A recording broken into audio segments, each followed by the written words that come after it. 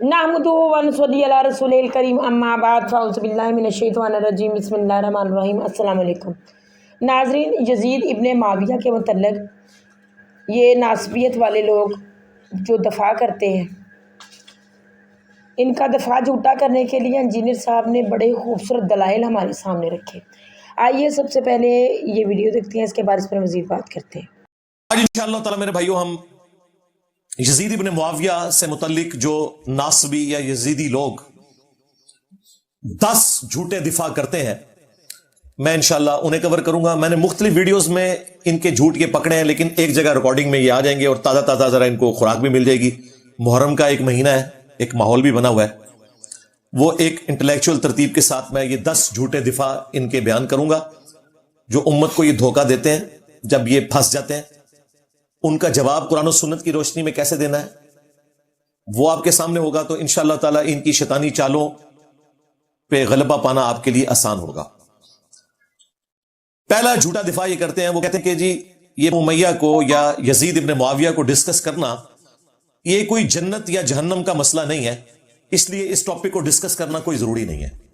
वाह, कल तक तो आप लोग शिया को जहन्नमी डिक्लेयर करने के लिए हमें खुद ही बताते थे कि सैयदना अली का कौल है जो सही सनद से साबित है, नबी इस्लाम से भी साबित है, लेकिन वो रवायत कमजोर है।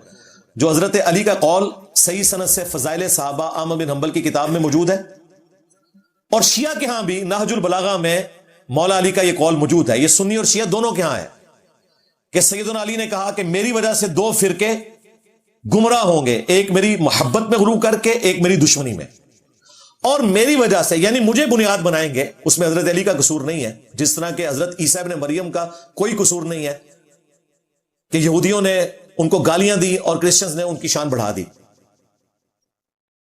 तो मुझे बुनियाद बना के 2 फिरके जहन्नम में चले जाएंगे, एक मेरी मोहब्बत में गुरूर करके, एक मेरी दुश्मनी में।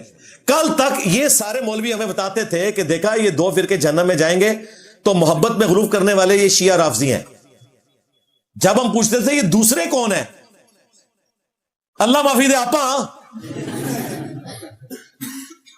नहीं, वो खारजियों का एक गिरोह था ना। सुनन नबी दाऊद में हदीस है क़यामत तक निकलेंगे ये खारजी, और इनका आखिरी गिरोह दज्जाल के साथ मिलकर मुसलमानों के खिलाफ किताल करेगा। शिया क़यामत तक है, राफजी क़यामत तक है, और नासबी जो हजरत अली के दौर में खत्म हो गए सरकार, वो भी क़यामत तक है। असल में वो आप खुद हो ना, आपसे मुराद सुन्नियों में इस किस्म के लोग हैं, शिया में भी इस किस्म के गाली राफजी मौजूद है। दोनों को अपने घरों की सफाई की जरूरत है।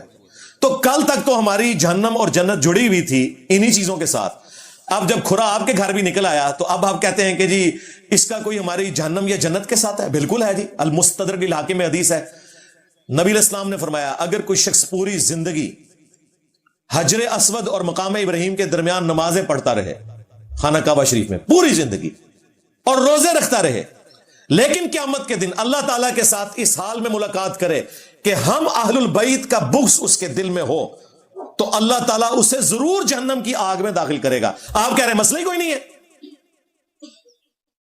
जहन्नम और जन्नत तो जुड़ी हुई है, ईमान जुड़ा हुआ है।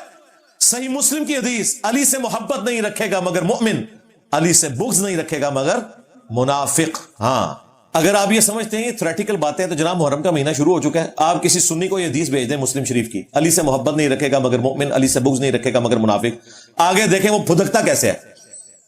या किसी सुन्नियों की मस्जिद में, बरेलवी हो, देवबंदी वाले हदीस हो, एक चार्ट पे ये हदीस लिख के नीचे लिखे सही मुस्लिम 240 लगा दें, शाम तक वहां हंगामा ना खड़ा हो, मुझे पकड़ लीजिएगा, आपको पता चल जाएगा। लेकिन यही जाली रवायत बना के हजरत अबू बकर, उमर, उस्मान के बारे में लिख के लगा दें बगैर वाले के, कुछ भी नहीं होगा।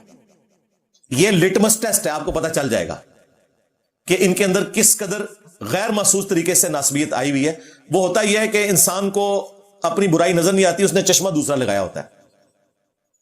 तो अल्लाह के फजल से हम दोनों को आड़े हाथों लेते हैं, खा वो राफदी हो शिया में मौजूद या नासबी हो सुन्नियों में मौजूद, बरेलवी देवबंदी अहले हदीस के अंदर। झूठा दिफा नंबर 2, ये अक्सर उलमा ना रोब डालते हैं। हमारे जो बुजुर्ग हैं तारिक जमील साहब, उन्होंने भी, हालांकि उन्हें सब कुछ पता है, और मेरी उनके साथ कई एक पर्सनल डिस्कशन है बनु उमैया के ऊपर, मैं वो बताना नहीं चाहता, उन्हें सब कुछ पता है, लेकिन जाहिर है कि दिलेरी दिखाना हर बंदे का काम नहीं है। انہوں نے بھی ایک پوڈ کاسٹ میں یہ آیت کوٹ کی جو یہ سارے صدیوں سے کوٹ کر رہے ہیں اپنے بنو امیہ کے بابوں کو بچانے کی خاطر.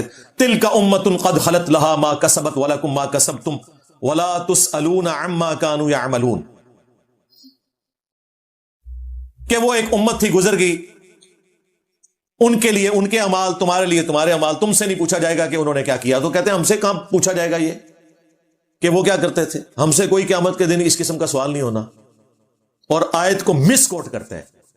یہ آیت پورے کانٹیکسٹ کے ساتھ 2 دفعہ آئی ہے سورۃ البقرہ میں، پہلے پارے کے بالکل اینڈ پہ. وہ کانٹیکسٹ دیکھیں کیا تھا. کانٹیکسٹ یہ تھا کہ یہودیوں کا یہ عقیدہ تھا کہ ہم ابراہیمی ہیں، ہمیں یہ نسبت کام آ جائے گی. نصرانیوں کا بھی یہ کہنا تھا ہم ابراہیمی ہیں، ہمیں یہ نسبت کام آئے گی. تو اللہ تعالیٰ فرمایا تلک امۃ قد خلت، وہ ایک امت تھی نیک اعمال کرنے والی، اس میں امپلائڈ تھا وہ گزر چکی. لہا ما کسبت ولکم ما کسبتم، جو نیک اعمال انہوں نے کیے وہ اپنے ساتھ لے گئے، تمہارے لیے تمہارے نیک اعمال ہیں. تم سے نہیں پوچھا جائے گا کہ انہوں نے کیا نیکیاں کی، تم سے یہ پوچھا جائے گا تم نے کیا نیکیاں کی. برائیوں کا تو ذکر ہی نہیں تھا.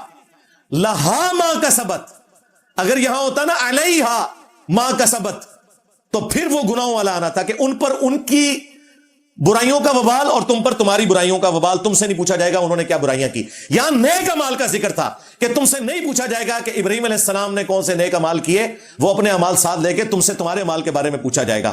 ان ظالموں نے کس طرح مس کوٹ کیا، قرآن کی تعریف کی. پرانوں نے بھی کی، آج والے آج تک کر رہے ہیں، حالانکہ انہیں سب کچھ پتا ہے.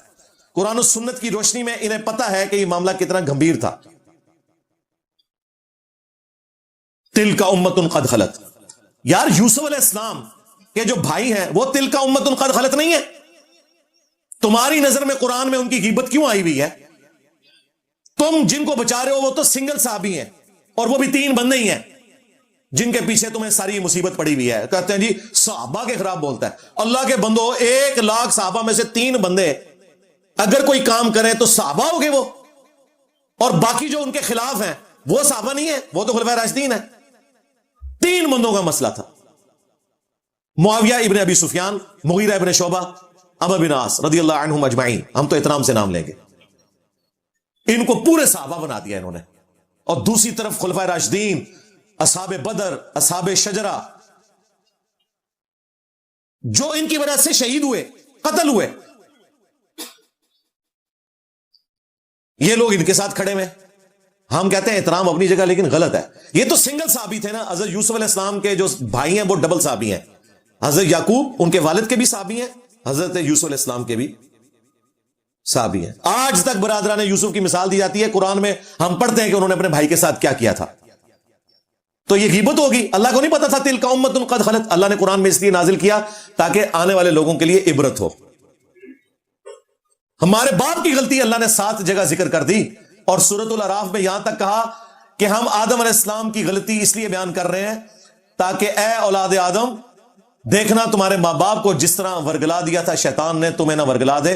ان کے کپڑے اتروا دیے تھے شیطان نے. یہ بھی الفاظ ہے. ناظرین، آپ نے انجینئر صاحب کا بیان سنا، ساری باتیں تفصیل سے سنی.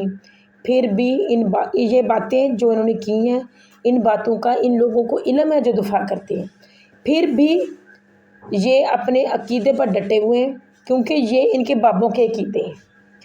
کیونکہ یہ ہٹ درم لوگ اپنے عقیدوں پر اس لیے ڈٹے ہوئے ہیں کہ ان کے بڑوں نے ان کو یہی تربیت دی ہے، اور اس کو لے کر انہوں نے آگے چلنا ہے. انہوں نے جھٹلانا ہے قرآن کو، جھٹلانا ہے حدیث کو، اور جو قرآن حدیث کو بیان کرے گا اس شخص کو بھی یہ جھٹلائیں گے، اس کو بھی یہ کافر ڈکلیئر کریں گے. خود یہ سیدھے نہیں ہوں گے. اس کے پیچھے بڑی وجہ یہ بھی ہے کہ یہ لوگ اللہ کی طرف سے غضب کا شکار ہیں. اللہ کی طرف سے یہ وہ لوگ ہیں جو غضب کے لیے، جہنم کے لیے چنے گئے. جب ہم چیزوں کو جھٹلائیں گے نا، قرآن و حدیث کو جھٹلائیں گے، تو جو جہنم ہے وہ واجب ہے. اس لیے یہ لوگ اس طرح کا دفاع کرتے ہیں اور غلط باتیں کرتے ہیں. آپ نے تفصیل سے یہ بیان سنا. آپ کا اس بارے میں کیا خیال ہے؟ کمنٹس میں ضرور بتائیے گا. اللہ پاک ہم سب کو اپنے احکامات پر چلنے کی توفیق عطا فرمائے. السلام علیکم.